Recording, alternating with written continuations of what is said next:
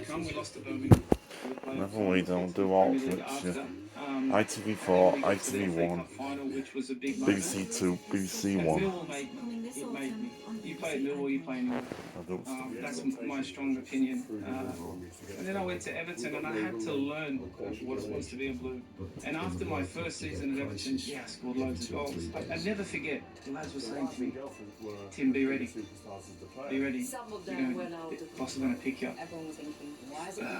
Watto, Stubbsy, David Weir, Duncan Ferguson, Tommy Sick.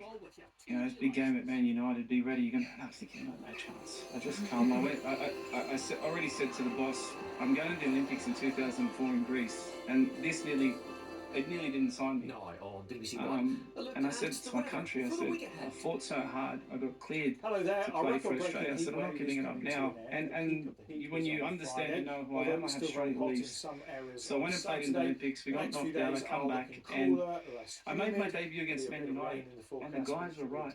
And I'm sitting next to Carsley and these sorts of men with families in, like, you know. How old were you at the time? 23, something like that. I don't even know. But you know what? I didn't care because I started with nothing. And I knew that I was going to make it because I don't have the technical ability of an Arteta or Wayne Rooney. But put me one against one. I fancy myself no matter what.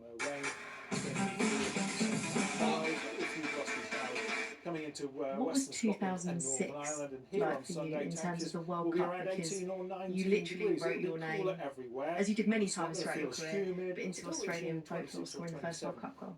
Yeah, it was crazy. 28 years not qualifying for a World Cup. A lot of us were playing in the biggest stages in the world and mixing it. And when you put that golden generation together of Viduka, Schwartz, Harry Kuehl, Varela, Popovic, you know, Muskie, Maury, some of these guys, we knew when we qualified that we could do something special. And we've got Gus hitting. And I'll never forget it. We were playing in Uruguay and we lost 1-0 there.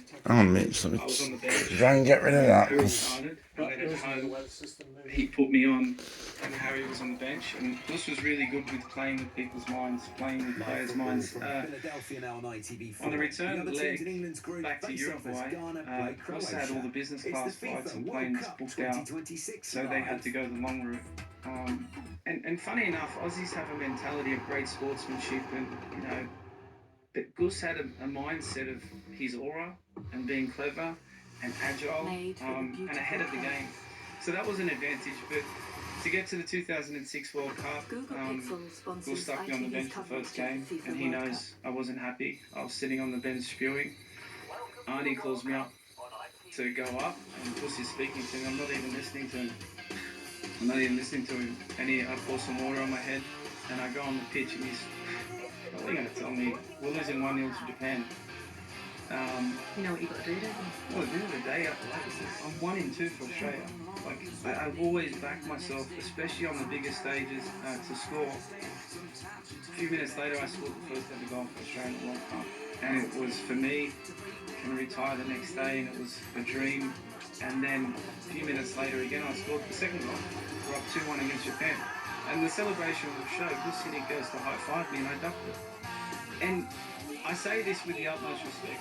He was the man.